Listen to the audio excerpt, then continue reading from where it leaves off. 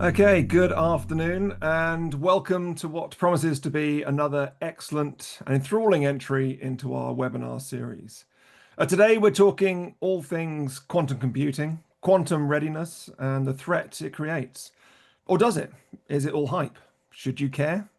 Should you be doing anything about it? And when, if we should be doing anything? And also, is it going to be easy? Or is it going to be something that's going to be a serious challenge for organizations? We're planning to cover all of this and potentially more, but I'm not doing it alone today. I am joined, if I can get the slide just to move on there, by Francis Gorman. Francis is the principal architect, or security architect, should I say, at Bank of Ireland, where he focuses on building resilient systems that balance innovation with security and trust. His career is centered on the intersection of technology, risk, strategy, helping organizations adapt securely in a constantly evolving threat landscape. Beyond his work at Bank of Ireland, he is an educator and probably most importantly, the host of the Entropy podcast, which is an excellent podcast. Wherever you get your podcasts, I suggest you add it to your download list. So Francis, welcome and thank you for joining us on the webinar today. Thanks, Rich. Lovely to be here. Yeah, it's great to have you on board. So, as always, we are running a Q&A function. So please, throughout the webinar, if you have a question, any burning question, please post it into the Q&A. You can do it anonymously as well. So, if you don't want to reveal yourself, there's no such thing as a stupid question, particularly when it comes to quantum computing, something that's well out there. So please, put your questions in and we will answer those at the very end. So quantum computing and quantum encryption, the Riemann zeta function is proven true potentially. And just for those that don't know what that is the proof that we can predict prime numbers, and obviously prime numbers being extremely key when it comes to encryption. And I know what everybody's thinking. Oh boy, I also know what half the audience are probably thinking. That's like wondering who these two guys are as I age myself. But Google Sam, Al, and Ziggy, and you're pretty much there. But quantum computing is no longer a quantum leap into the future. So I think we can dive down into today's chat. And actually, I pressed the wrong button there. Um, uh, what I should probably add is, we're not going slides today whatsoever. We are very much jumping into and having a fireside chat with Francis. Now, Francis, although I've given you a bit of an introduction there, it's probably fair to say, the reason why you're joining us, and I suppose it's something that's born out of the podcast, or has probably been the center of that podcast and a lot of your work, and I know you're taking the lead on it for the bank, is quantum computing. So you are a resident expert. So less on quantum computing, unless you're going to dive down into the ins and outs of quantum computing, but really quantum encryption and what we should be facing. So I think a great place for us to start is with a poll to understand our readiness overall. So Rebecca, if you could launch the poll for me, please. And today's poll is, how prepared are you for quantum computing and the threat it poses to encryption? So are you fully prepared? Have you got everything rolled out in terms of quantum safe encryption to all your applications? I don't expect anybody to be clicking that. But if you do, myself and Francis will probably want a one-to-one to have a discussion. Are you partially prepared? Have we identified all our key assets and are beginning to roll out quantum safe encryption? Getting prepared, we are creating an inventory so we can plan our mitigation strategy. Getting going, we are starting our efforts and looking for a steer in the right direction. You've come to the right place. Not even at the starting point, we've not started any activity and we have no immediate plans. Well, lastly, quantum schmontum, it's a myth. I don't believe in climate change. I don't believe in this. I don't need to worry about it. Let's hope nobody's clicking that one. So if we could, I think that's probably given plenty of time there to get some answers. I think we've now ended that poll. Thank you, Rebecca. One person has gone with the quantum schmontum answer. Francis will change their mind over the course of the next half an hour or so. But unsurprisingly, Most people are in the not even at the starting point. They've not started, they're not getting going, or they're just starting to get going as they go. So I think I think that's probably something that is probably spread across the industry, across organizations. I don't know if that's what you're seeing on the forums and circles that you're revolving around in at the moment, Francis, that everyone's in that kind of real beginning boat or not even at the beginning. Yeah, Rich, I think a lot of organizations are either not aware of the quantum threat or have heard about it, but it's not on their to-do list this year or maybe next year. And I think it's quite divided across industries. So I think the financial industry is very aware of what is coming, but it hasn't dissipated across the wider industrial footprint at the moment. From what I can see from talking to people in this area, and listening to the views and opinions from others in this space. So I think the poll is probably very reflective of the current state that we're in. Yeah. And I suppose there's yeah. Do you see some in denial? As we had that one person calling out that is a myth, but that kind of underpreparedness. Is that some of that being driven by it's often talked about how far away is quantum computing going to get to the point where we need to consider it? Is that kind of driving that the underpreparedness or the Yeah, well, I think where we are now. So there's a couple of things have happened in the last year. So the European and American bodies responsible for kind of guidance in the regulatory space have come out with timelines for quantum. That there is an expectation that organizations will have high vulnerabilities reduced or removed by 2030, and all cryptographic exposures reduced by 2035. Um, if we pair that back to what that actually means, it means the organizations need to start understanding the level of exposure that they have now in order to be able to map those exposures out and address them appropriately in years, which is about a 9 year window, give or take, which sounds like an awful lot of time. But if you look at the complexity of what this means for organizations, it's not that long at all. And what I mean by that, Rich, is let's think about 9 years and what you can achieve in 9 years. But it's going to take you probably a year to map out, if not more, instances across your environments, on-prem, in cloud, understand your third-party exposures for any of those supply chain connections. And once you have that, then you need to understand, well, what are my high exposures? What does high exposure mean? Well, technically anywhere that you have long-lived data that's exposed to the internet or to systems that may be vulnerable to a quantum attack. And when we talk about a quantum attack, what are we talking about? Well, the premise of this is all based on an algorithm called, or a theorem called Shor's algorithm. And Shor's algorithm allows you to speed up the factorization dramatically, and solve some complex problems in that space. And that's essentially what underpins public key cryptography. So asymmetric cryptography in this instance. And therefore, you need to understand where you have RSA, ECC, all of these different types of algorithms across your environments, and understand the level of exposure that they pertain in the quantum era. And then you need to understand your architectural dependencies and map those out across your systems to really understand what work you need to do.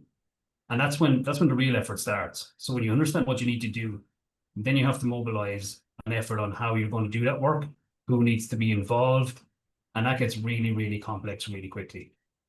Yeah, no, indeed. And that as you say, even if it's 8 years out, 10 years out, that time will disappear. And that we talk about that as being the so-called Q day. The day that quantum computing gets to that point where it can execute Shor's algorithm at the point where it can break encryption. But I know we've spoke about it, that Q day being pointed as some single day that everyone will suddenly pay attention. But actually, it's not as simple as that, is it? It's not as simple as that. And I'm guilty of this as well, of using Q day in terms of speed by explanations as a point in time when a cryptographic relevant computer will be available. But when you stop and think about this and you break it down, there will be a day that will come in the next 10 years, in the next 12 years, the next 15 years, it's still an unknown date in time, but we do know we're moving closer to it, that we will get a breakthrough. And some country will come out, you would assume, from a massive lab experiment or whatever, and say, we have now broken the quantum problem. When we now have hardware that is capable of running qubits at a level that can break today's encryption. And that will cause a level of panic. But that doesn't mean that the entire internet is broken overnight. It's not till we get to a point of a commercially viable cryptographic relevant computer that this technology and this capability dissipates to a wider audience, that actual risk factor really starts to materialize outside of state-sponsored attacks. But the point that the announcement comes will be the point that panic ensues regardless. So if you can no longer trust your systems, you may not be a target to attack, but now you're on a clock, and nobody wants to be racing to fix their entire cryptographic estate on a clock. So I would urge people not to look at this as a quantum problem, but to look at this as a cryptographic agility problem, and to start looking at your cryptographic estate now, because I think what most people will find when they start to get visibility is that there's stuff you should have fixed 10 years ago that's still lingering around. You're going to find all sorts of problems and nightmares that you couldn't imagine existed. And that's where the fun will start, because you're going to get into those lovely conversations around legacy, technical debt. I love the term technical debt, because when you think about it, debt is something that you're going to pay back in the future. Well, the time is coming to pay it back now. So we need to get mobilized and get moving and understand what level of exposure we have and what level of cost is that exposure going to drive us over the next 10 or so years to get ready. Yeah, Joe, there's a whole massive conversation. I think we'll probably maybe come back to a little bit of that cost, because I think it's important that we quantify that, so people can get an understanding. But you mentioned, John, that day or that time when quantum computing can break encryption. But actually, to some extent, we're actually here already. With some announcements, and I know that I guess probably one of my issues with quantum computing, and why I might be maybe optimistic about our future when it comes to quantum computing, or maybe pessimistic about quantum computing, is some of the sensationalized headlines that we see about quantum computing has now broken the RSA algorithm, which actually factually is very correct. But actually, if you dive down to the detail, it's not as straightforward, is it? It's not. No, we've seen some headlines here where we've ran Shore's algorithm, we've broke X bit of encryption, but when you look at it, you can break that in an Excel spreadsheet in most cases. It's overhyped, and actually that's dangerous, because that creates a false industry, and it's been built up to stir fear when actually we have time to prepare. And the message I would like to get out there today is, don't fall into the trap of impending doom. Start to focus on mobilization, understanding the level of exposure you have, and the architectural mapping. And I keep saying that word, architectural mapping and dependency mapping. And let's just talk about that for a minute, Rich, in a scenario. So if you look at the lattice-based quantum resilient algorithms that NIST has put out there at the moment, the byte size is about 50 times larger than you have for the client hello packets, than today's classical encryption. And that creates all sorts of headaches. So if you look at like middleware services, let's talk about switches, routers, etc., and concurrent connections. A lot of cases, that hardware will fall over. It won't be able to sustain. And if you look at the marketplace, Cisco are only about to deliver their 8000 series, which is their quantum resistant routing and networking type hardware kit. So the kit is only starting to come available in the market latter end of this year, early next year, to handle some of those flows. If you look at applications, from the tests I've seen today across different industries, a lot of applications, it screws up their timing. So an application has been fine-tuned within an inch of its life to work with the existing algorithms and encryption methodologies. And then you change it, the connection happens, and the algorithm or the application falls over. So it breaks your applications. Then you look at legacy systems. A lot of them have, we've as an industry taken the approach of, we'll deal with it tomorrow, we'll firewall it off, we'll leave it in a corner, no one can go near it.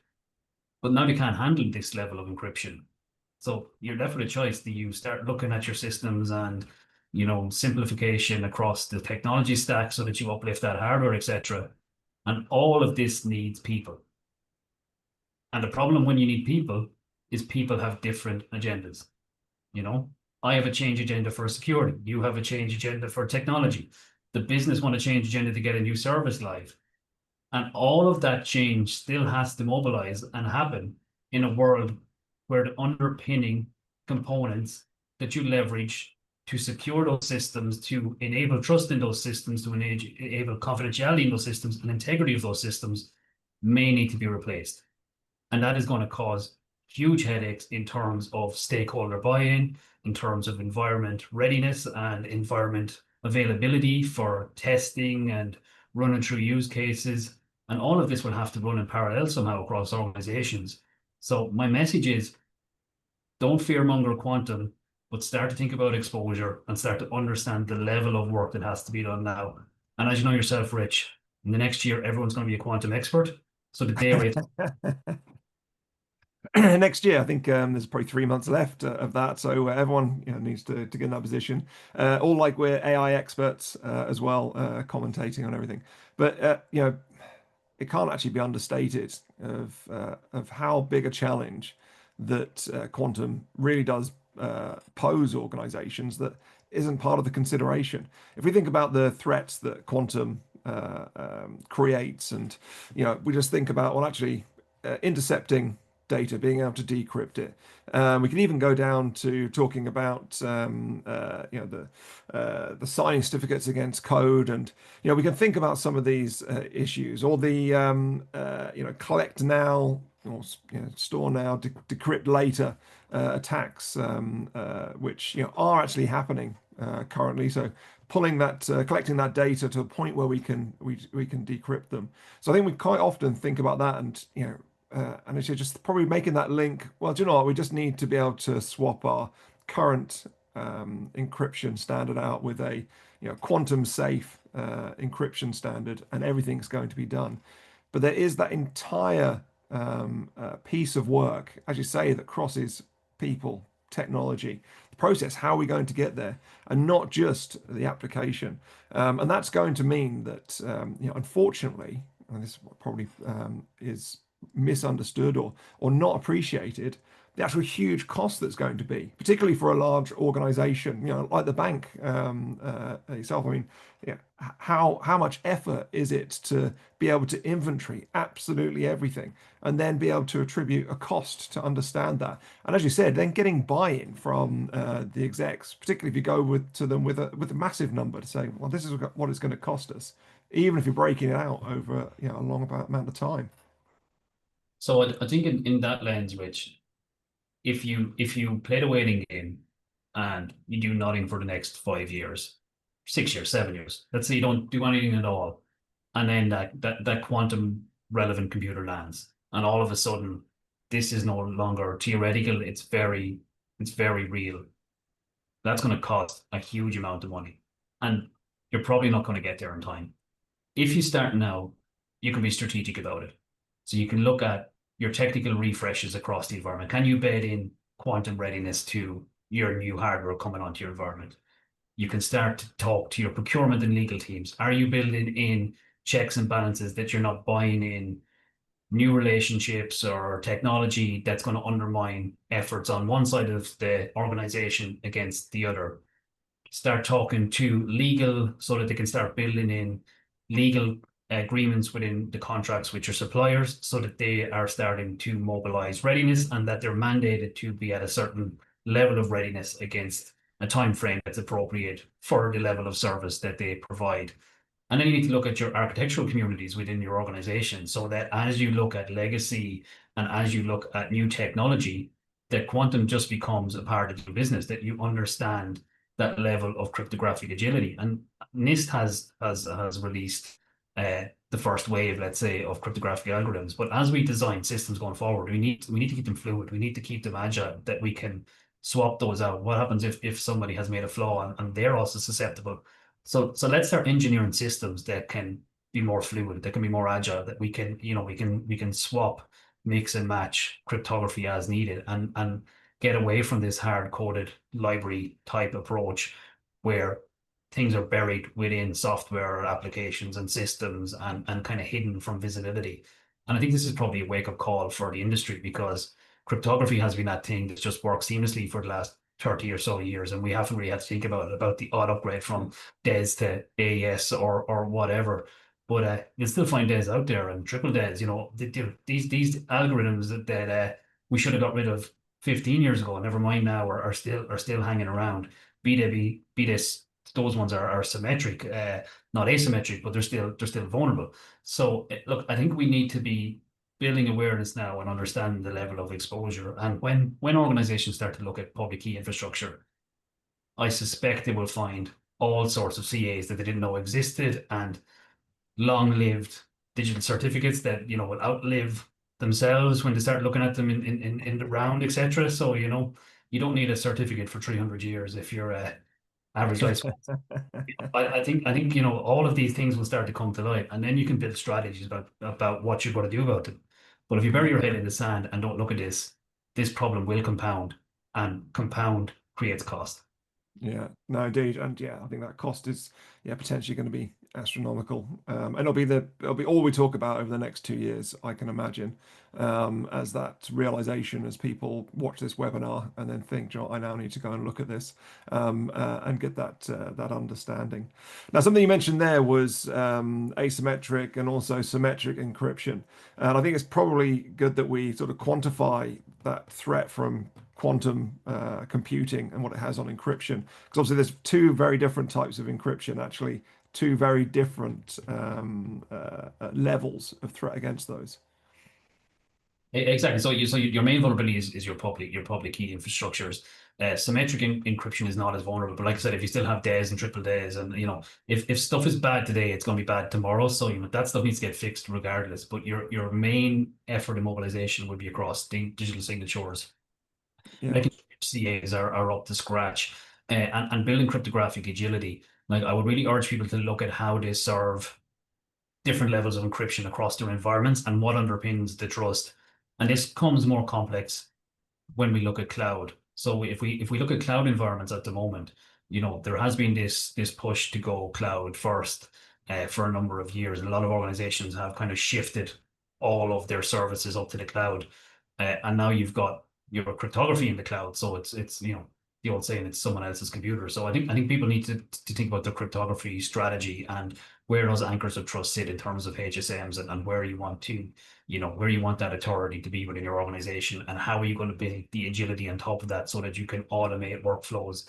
And if you think about, Rich, what's happened over the last kind of year and a half, 2 years, even longer, we're starting to see a large shift into kind of short-lived certificates across containerized environments, etc. So, this need is only being compounded by further adoption of those technologies. So it's not just a quantum problem.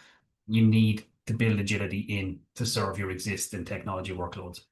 Yeah, and I think you're bang on there that it's something that we should have been doing all along. As you say, do you know what, SSL and TLS aren't immune to their own issues that we've seen over time. And yeah, so I mean, obviously on the symmetric side, much more challenging. We use it's Shor's algorithm that is the potential to break asymmetric encryption, but then Grover's algorithm is the one for symmetric, which is exponentially harder to be able to calculate. So that one we've got a little bit of safety with. So our data at rest, more likely to be secure, but has to be part of the consideration. And we've seen, we saw it with AI, the absolute boom and rapid development. Only 2 years ago, maybe 3 years ago, if you'd have said that Nvidia will be the most expensive or valuable company in the world off the back of an AI boom, and that we've got to the capabilities that we see in like ChatGPT 5. You'd probably say absolutely no chance. Are we going to see that change? But we're seeing that again on the quantum side, and it's very good chance that is only going to accelerate further. And what we're looking at as being 8, 10, 12 years out, there's a good chance that we'll suddenly just see, those enhancements to those platforms will suddenly start chopping that time down to a much smaller time period. So, really adding to that challenge there. So just, sorry, Francis, I yeah. was going to say, Rich, when we talk about time periods, it's probably worth also making people aware of the browser forum's decision to reduce digital certificate lifespans. So March 15th? Yeah, March 15th, 2029, the lifespan of a digital certificate will move to 47 days, but there's an incremental drop to 200 days from next year and 100 days from 27. So that is happening regardless. So industry bodies are also starting to mobilize and make changes that are going to create greater overhead on your organizations. And the only way you're going to be able to manage that at any sort of scale is with automation and agility. So that is also something to bear in mind when we talk about sliding timescales here. It's not just a quantum threat, it's the industry as a whole starting to mobilize and move in a certain direction. And that is shorter lived certificate lifespans across the board. Yeah. And obviously, is that modernization of systems and our approach that's going to be key. But on the flip side, with all of the legacy applications you mentioned at the start, where we're not going to be able to do that, that's we're going to have to figure out how we deal with those. I mean, you mentioned HSMs. I was going to say, there's a good chance that many will never have heard of a HSM or understand, what HSM's doing. But I think, it'll probably become the mainstay, or definitely something, cloud-based HSMs will be very critical in the not too distant future. So just moving on to something else you mentioned there. You mentioned the word trust, and I think we've talked a lot about technology, technical threat, but I think there's a massive threat when it comes to trust, and the complete eradication of what we rely upon, which is in security, which is that CIA triad. Yeah, sure, Rich. And I think trust is something we underestimate potentially as a driver for how we operate in our everyday lives. I was only speaking this week about the correlation between trust and risk. And I think if you think about the way trust is, think about we place our trust in experts and institutions and brands, etc.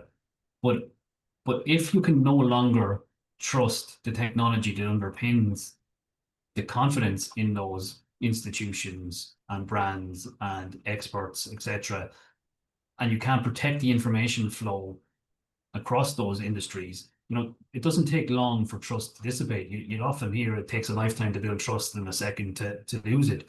So if you are that organization that is left standing on classical cryptography when the inevitable does arrive, will your customers still trust you? And that really depends on the line of business that you're in.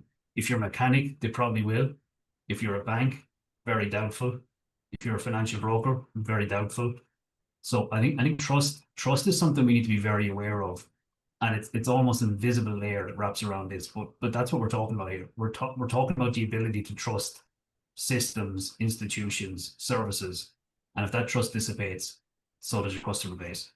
Yeah, and worse, painting the cataclysmic worst case scenario. Talk about banks and financial transactions. You could picture a world of where if you can't trust those transactions, then you can't trust your digital money effectively in the bank, and then we suddenly go back to cash is king, and storing our money under the mattress, which we've seen the impact of that when the financial crises that we've had, and what happens to banks when there's a run on the banks. So you can it's not so much science fiction really, that we could see like this apocalyptic future. But anyway, let's not dive down into The Running Man or any other apocalyptic future film. John, we're 30 minutes in. We try and keep these to 30 to 45 minutes, and we want to leave some time for Q&A because I've seen that we have got some questions in the Q&A. But I think one of the things I think we'll finish on, Francis, is really sort of digital sovereignty. and why that's becoming increasingly important, particularly in the context of quantum computing. Yeah, sure. So the digital sovereignty is a really key area, and this kind of bubbled up earlier in the year with French and Italian authorities, and they've actually taken some regulatory action off the back of how their citizens' data gets treated and what types of providers can be used and how it should be stored, etc., which is a bit more extreme than let's say Ireland or the UK at the moment. But if we think about what has changed in geopolitical scenario and our countries we once perceived as friendly may not be as friendly anymore. Uh, Coming back to that trust word again. Back to that trustworthiness again. So we have to understand how we protect our workload. And if we look at the States and the Cloud Act that passed, and I suppose there was a court case in France recently where certain technology executives admitted that the US government could access data on request using the Cloud Act as part of it. We have to think about, and it's kind of back to what I alluded to earlier about where are our trust anchors at the moment? Do we solely provide or solely trust our cloud providers to keep that data secure if they own the entire stack? Or should we be removing that core anchor of trust back to a destination that's maybe physical, that we know where it is, and using that to leverage the cryptography in the cloud? Now, all of it has to be architected, has to be resilient. I'm not suggesting anyone go turn off your KMS service and stick a HSM up there because you'll probably break more than you appreciate. But it's back to cryptographic agility and how you serve out that encryption. And there's a lot of interesting work happening on the last mile of security. So, if we encrypt data at rest, we encrypt it in transit. But when it's been analyzed in database, etc., it's in the plane and it's there to see. So there's a lot of solutions now working on how do we get that last mile problem either between the ability to read data and maintain privacy using full homomorphic encryption or other types of techniques. And I think that's a really interesting space. And I suspect you will see a lot more companies coming out in the next year or so. I'm aware of two already who are working specifically on this problem, um, that will start to kind of look at how do you kind of protect data in all states and how do you maintain the overarching root trust of that protection within your organization. Yeah, and we're going back and reflecting on where we are with AI. You've seen, we've all seen the boom in startups that almost are running on that AI economy that's been created, and yeah, exactly the same will occur when we look at quantum. I'm sure we'll obviously have our classic players when it comes to encryption there, but looking at how we can secure that data. And there's something you mentioned that I thought, I talked about, that keyword trust appearing again. But just going back to something you said right at the start and how that plays into that digital sovereignty and which is really about third-party risk. Again, you look at Microsoft as an example. They are they state that they are working to make all of their applications quantum safe, but there's no real time frame for it. And but it's just you have to trust them as the provider to deliver it, but also become part of your third-party scrutiny. What is their strategy, how they protecting the data? Not today, but at least having a plan, or at least further in the future.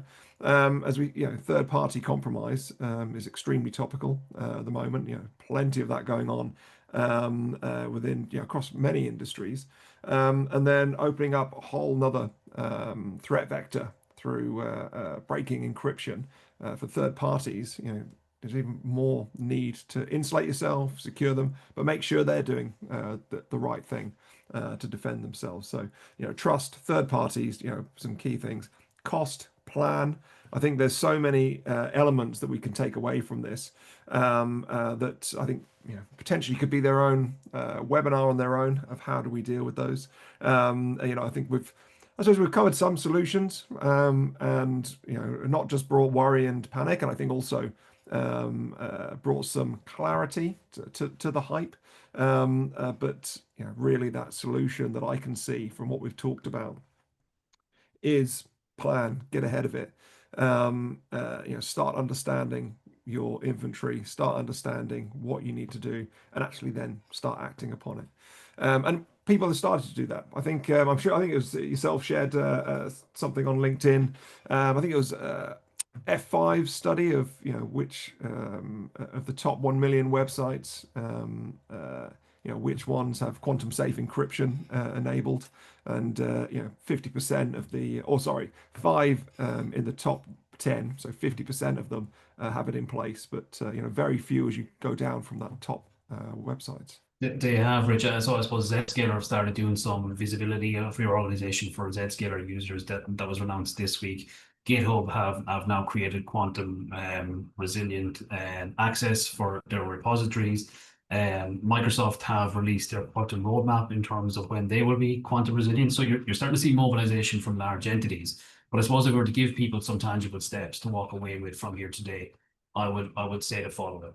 I'd say look at your important business services first and start to map them out. You don't need technology for that. Talk to the SMEs, understand what the cryptographic libraries are, and understand if they're susceptible or weak to quantum. Then put a lens of long-lived data on top of them and see what's the level of exposure. If you've got data that's only useful for 5 minutes, don't start there. Start on the one that you know you're going to need to protect that data for the next 25 or 30 years. Start communicating with your stakeholders, start talking to procurement, start talking to legal, start looking at how you catch your suppliers coming in the door so that you can start making those aware of it and start doing comms out to those suppliers as well, taking the same lens of criticality.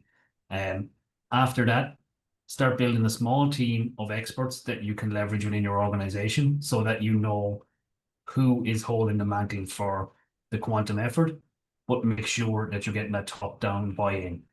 And then I would say after next year, you need to have a really clear idea of how you're going to handle normal change with quantum change and understand if you have the test environments, the people, the process, etc., in place to do that whilst also stopping the bleed. You don't want new programs coming in next year that are undermining your quantum effort while you're spending money trying to close down that gap at the moment. So if I was to give people some advice, start building your inventory, start having the conversations to build awareness and communication, start talking to your suppliers, and start looking at how you stop the bleed with your architectural communities, and build it into your requests for proposals, your RFPs, etc. Those mechanisms that you go to the market to look for new technology with. And at least then you will be getting ahead of mass costs by solving tomorrow's problems today.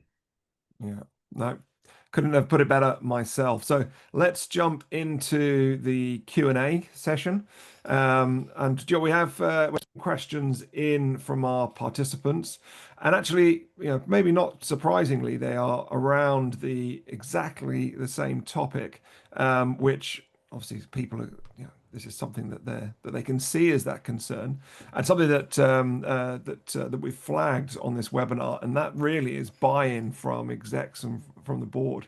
So, John, actually, I suppose I'll probably group at least two of them together. So the first two is how do I sell this to senior members of the board or executive team, and the other question is a senior exec sponsor critical, or how do we get the business buy-in? So I think they're very similar questions, Francis. So I'm going to start with the second question first, Rich. You absolutely need a senior sponsor, and you don't need a senior sponsor. You need your CEO down. You need the board on board here, to make sure that you have buy-in because this program will be costly. It will need support. It will create contention, and you will need to ensure that your organization is bought into getting this done. So not just a senior leader. You will obviously need a senior leader responsible for delivering your quantum program. But this is not just a technology or a security problem. This is a business problem. So it needs to be top down, bottom up in terms of support. Going back to the first question of how would you sell this to the board? So I think the board, I wouldn't go into the board talking about quantum computing and what might happen in the future. I would bring this back to cryptographic resilience and what we need to do now to ensure that we're future fit as an organization, depending on your industry and how important this is for you. If you're in the financial industry, you can leverage DORA. So DORA does specify the need to keep abreast of changes in cryptanalysis, including quantum. It's very specific there. So expect the regulators to start asking about quantum readiness and quantum programs over the next months and years. And then bring it back to trust and make people understand at a base level, cryptography underpins everything that we do in the technology space. and that is critically important to ensuring the future longevity of a company and its services. That's it. Demonstrating business risk is the only way. And as you say, like security culture should be, I don't know, sure it always is, but it has to be driven from the top to make sure it happens, particularly with so many people responsible for different elements. So the other question that we have in from Tim D. Williams is how aware do you think boards are that for the last quarter of a century, they have been benefiting from asymmetric cryptography, e.g. RSA, which went out of patent in 2000, the year after TLS 1.0 was approved in 1999, without needing to pay for it? So I think this comes back to the bill shock question, really. Well, look, I think like everything, I think I said it earlier in the call. You know, we've all meandered around our day jobs for the last 20 or 30 years, just assuming cryptography was part of it. And in the odd security report, you beat up an SSL version 3 or TLS 1.0 as a finding, and the business would have got that back to look at it.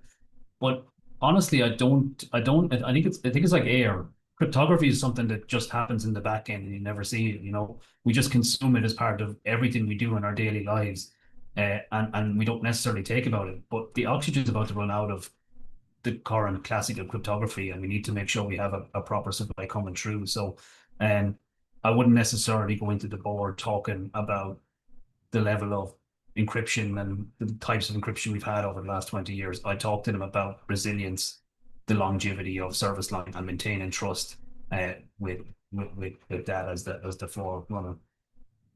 Well, do you know what? I'm going to steal that oxygen analogy, Francis. I think it ties it up very well. So tell you what, we are probably at time now. We're at 45 minutes in.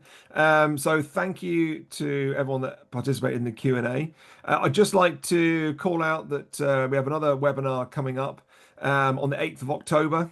So looking at 5 core trends, redefining MDR in 2026. So a little bit forward looking to detection response, so threat detection and response area. So please sign up, please join. There's a QR code. That's there's no quishing involved there. That's a proper one. Yeah, sign up for that for more. Another excellent insights from our experts.